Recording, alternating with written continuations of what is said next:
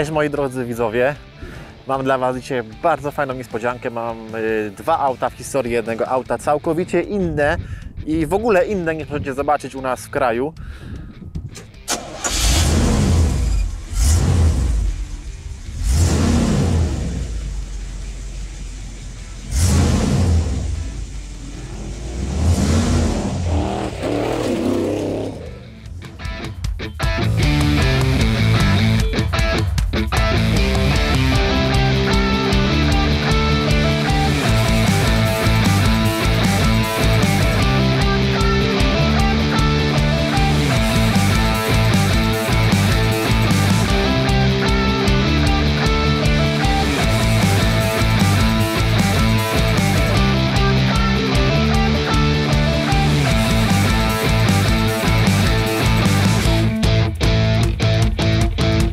Cześć, nazywam się Sławomir Sobala.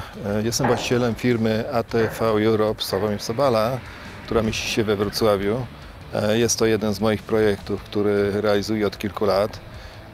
Skupiliśmy się tu przede wszystkim na tym, żeby powstał pojazd amfibia na bazie seryjnego samochodu. Jak widzimy wszyscy, bazą jest Jeep Wrangler JK. Co prawda z samego Jeepa Wranglera tu niewiele zostało, oprócz jego karoserii, silnika, całe zawieszenie, plus mosty, plus opony, koła są specjalnie dobrane, żeby ten pojazd mógł praktycznie w każdym terenie pokonać każdą przeszkodę.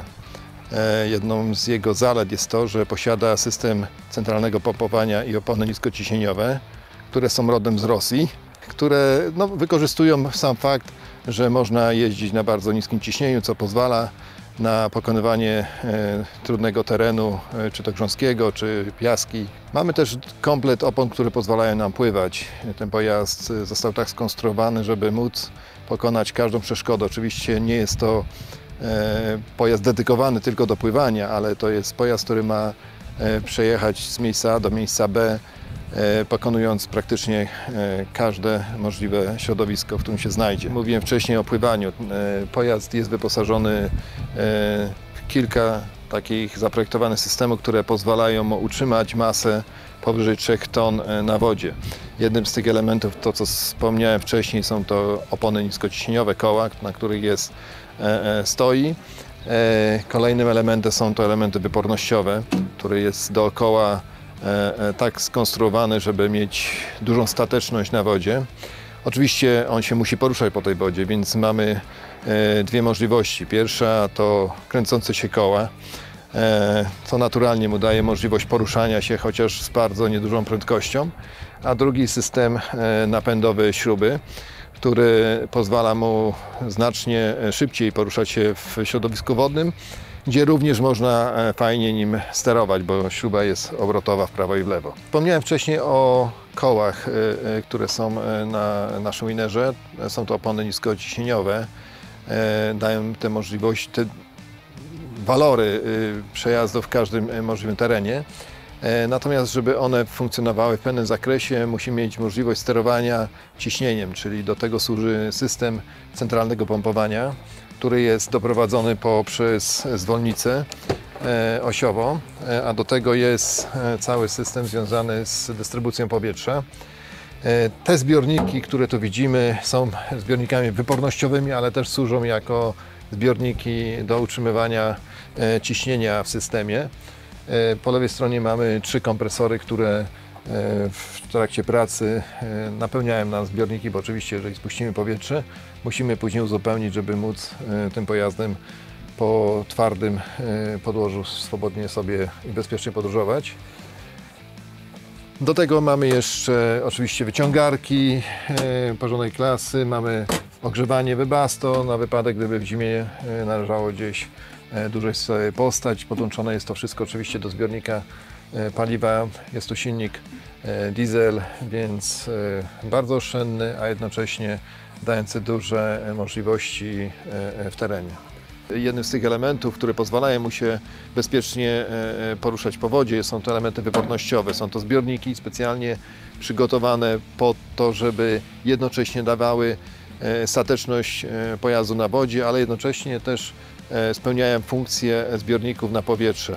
Oczywiście to nie jest tak, że pompujemy sobie w te przestrzenie powietrze. Tam wewnątrz są specjalne zbiorniki ciśnieniowe, które pozwalają nam utrzymać ciśnienie nawet do 7 barów. One są zasilane, połączone są w jeden wspólny obiekt, zasilane są z kompresorów, które wcześniej pokazywałem, które są umieszczone w bagażniku. No cóż, możemy również pompować je z zewnątrz, czyli jeżeli mamy kompresor zewnętrzny, możemy je załadować, żeby w danej chwili nie korzystać z kompresorów, które są w samochodzie. Patrząc tutaj z przodu, mamy też szereg zmian, które zostały wykonane. Przede wszystkim całe zawieszenie zostało zmienione, bump stopy, cały układ kierowniczy, który jest dedykowany do tego typu pojazdów. No oczywiście same osie, które tu widzimy, to są rodem też z Rosji i są to starej technologii, ale w nowym wykonaniu mosty od Gaza 66. Oczywiście one są na zwolnicach, dzięki temu mogliśmy go jeszcze podnieść do góry, co też daje nam większe możliwości. Pojazd wyposażony jest w wyciągarki przód-tył, dodatkowo oczywiście oświetlenia, które są niezbędne w terenie, no wiadomo, w terenie, ale też w różnych warunkach, jakich się podróżuje. No cóż, można dużo mówić o specyfikacji, jest sporo rzeczy, które wykorzystuje się może nie w każdym momencie, ale on jest tak przygotowany, żeby w jakichś sytuacji ekstremalnych zawsze sobie samemu poradzić. Także no jest tu wiele takich miejsc, gdzie warto byłoby na pewno zajrzeć, dlatego zapraszam.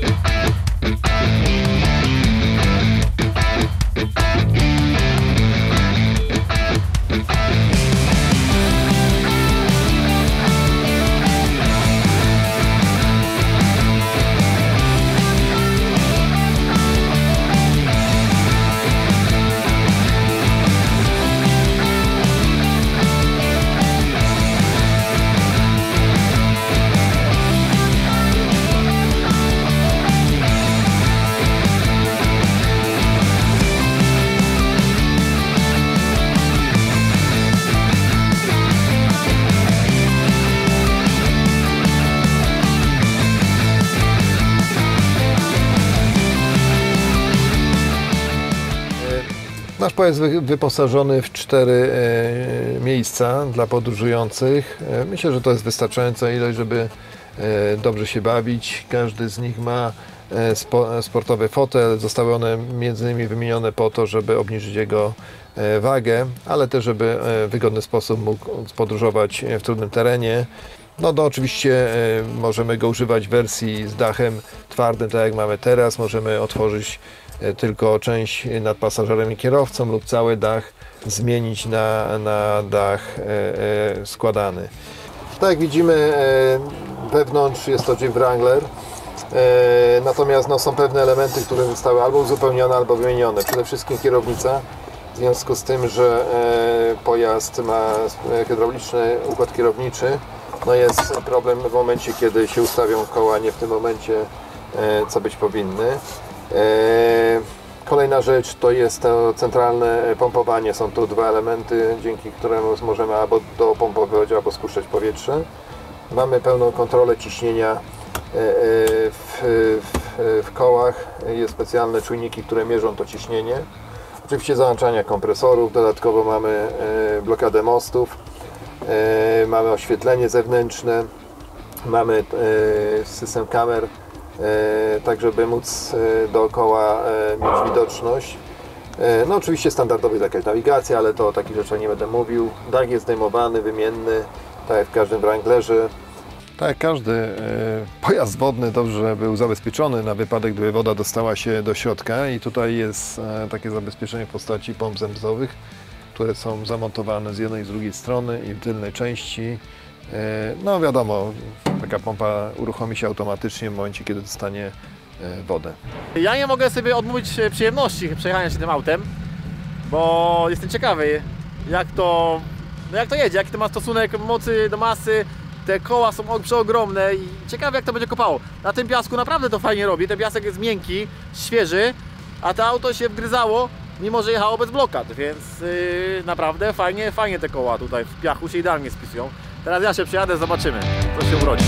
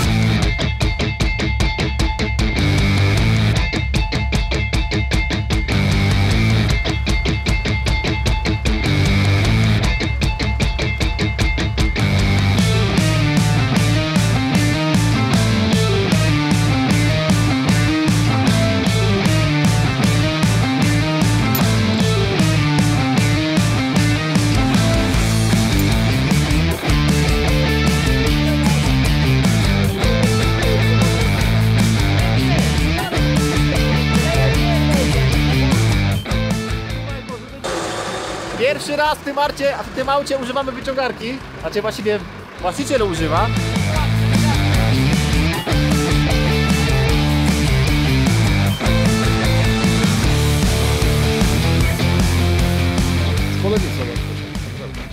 Jak jechałem tą furką, to jedyny taki minusik mały to jest to, że widoczność nie jest, znaczy widoczność jest dobra, tylko że te koła są takie ogromne, że jadąc przez jakieś przeszkody, ciężko je ocenić, czy one są łatwe, trudne, jak to auto się zachowa. Oczywiście też auta nie znam, ale wydaje mi się, że dzisiaj off-roadu trochę zaznało to auto.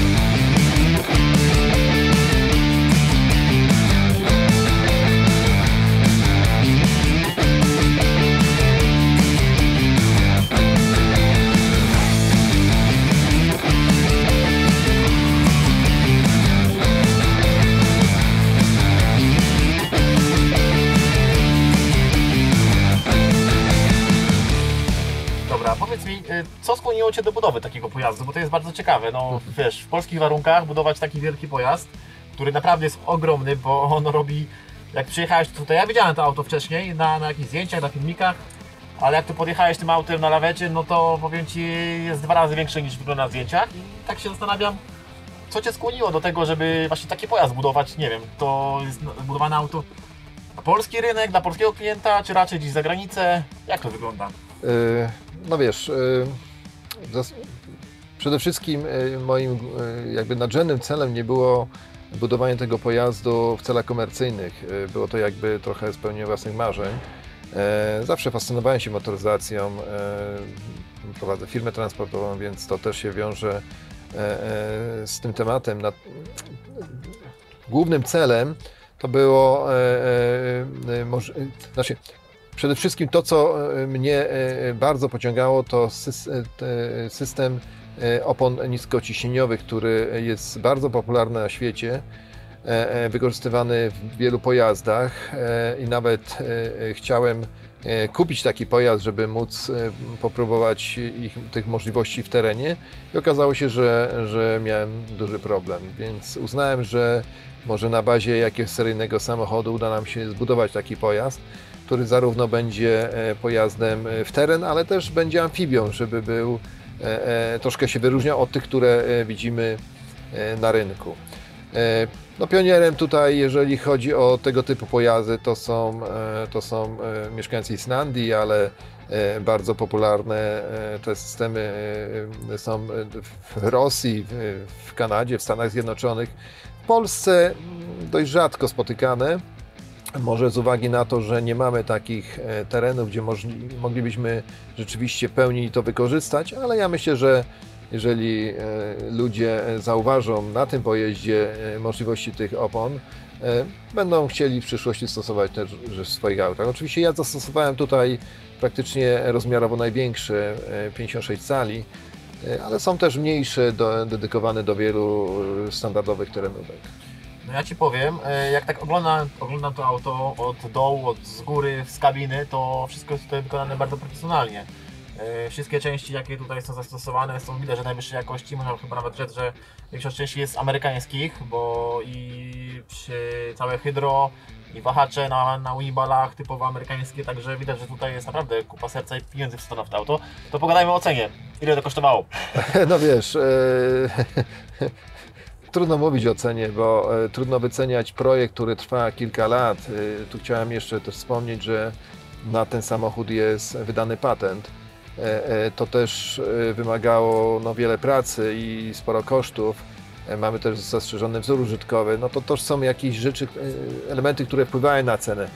No na temat ceny wolałbym nie mówić, no ale jest to grubo ponad $500 000 złotych. Oczywiście nie jest to koszt tylko i wyłącznie zrobienia, bo pewnie kolejny samochód można byłoby zrobić dużo taniej, mając do dyspozycji już te elementy, które zostały gdzieś wcześniej sprawdzone i przetestowane.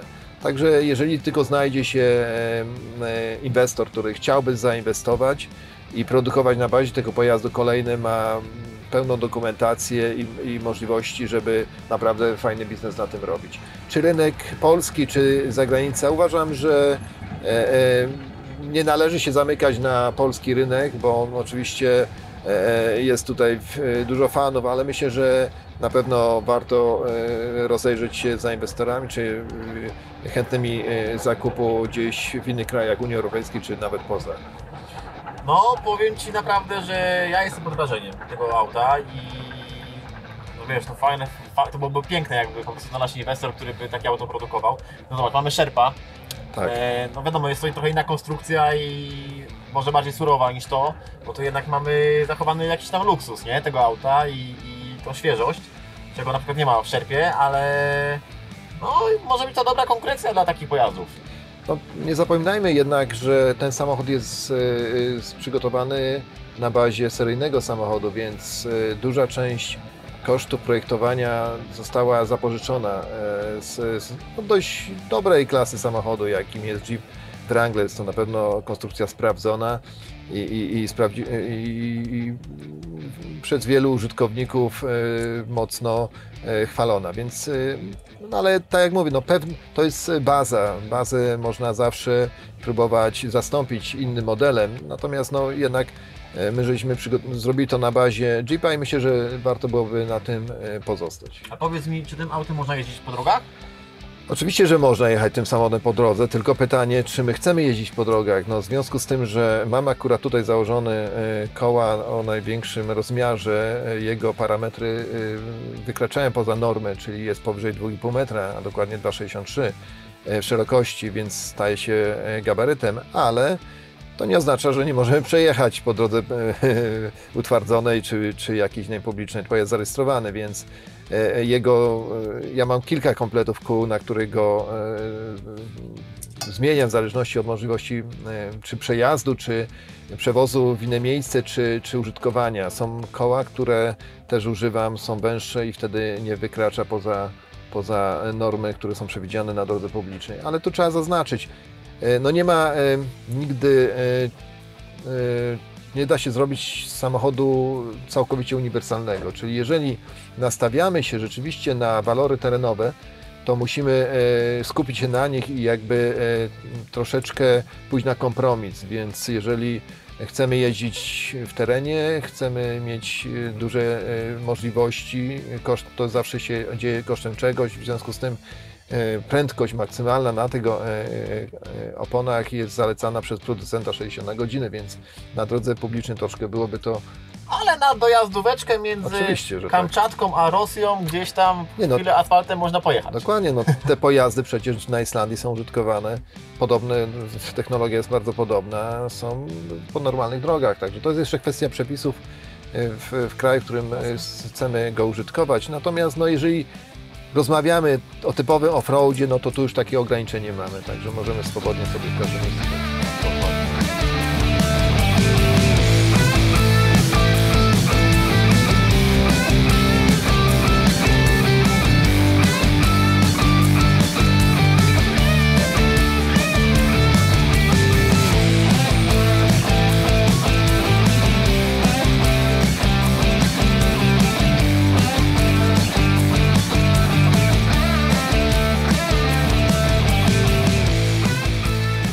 Jeżeli Wam się podobają filmy, które robię, pamiętajcie, wbijajcie na ten kanał, zostawcie jakikolwiek znak, nie wiem, komentarz, cokolwiek, żeby te zasięgi rosły, bo produkowanie takich filmów to jest masa pracy i masa pieniędzy, żeby to Wam złożyć, pokazać, zaprezentować, także nie robię tego tylko i wyłącznie dla siebie, chcę, żeby też było co oglądać na tym internecie, bo no, im więcej tego będzie, tym lepiej dla tego środowiska, nie? Więc wpadajcie, trzymajcie się i do zobaczenia wkrótce.